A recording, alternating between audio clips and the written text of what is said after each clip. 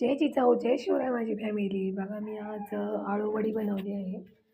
मस्त उकडून नंतर तळून नंतर लसूण आणि आपला मसाला थोडा ठेचून असं अजून शालो फ्राय केली.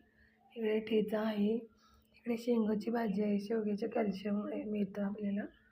आणि इकडे कुरडी तळी, इकडे चपाती ठेवली. आहो जेवून गेले. आणि मी चक्की पण बनवली आहे बघा, मस्त झाली आहे. ती पण मी तुम्हाला दाखवते. जय जिजाऊ जय शिवराय माझी फॅमिली. अगदी मनापासून सांगते की मी पहिल्यांदाच चक्की बनवली आहे अशा प्रकारची. आणि मला आधी चेक करायची होती की व्यवस्थित बनली का नाही. मग मी तुम्हाला सांगणार आणि तुम्ही बनवली म्हणजे तुमचं उगाच नुकसान कशाला पदार्थाचं. म्हणून मी आता परफेक्ट बघितली तिला कशी बनली.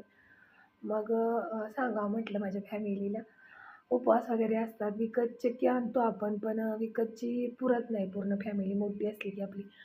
मग म्हणून म्हटलं आपण शिकावं. खूप खूप यूट्यूबवरती पण चांगले चांगले कुकीज आहेत, त्याच्यातून पण आपण शिकू शकतो.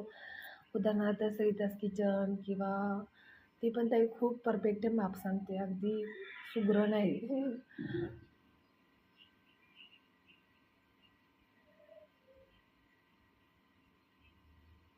मग म्हटलं की तुमच्याशी शेअर करावी चक्की चांगली.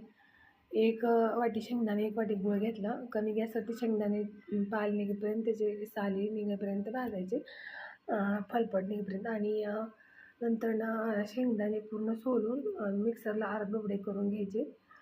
आणि 2 चमचे साजूक तूप किंवा तेल असेल, तूप असेल तर ठीकच आहे. मेल्ट गूळ कमी गॅसवरती करायचा. जरा असं बबल्स यासारखं दिसलं की पाक असा थोडा थोडा पाण्यात टाकून बघायचा कसा बनतोय. असं आपण टाकल्यानंतर असं असा आवाज आला पाहिजे थंडीचा आणि मोडला पाहिजे पाक कटकन.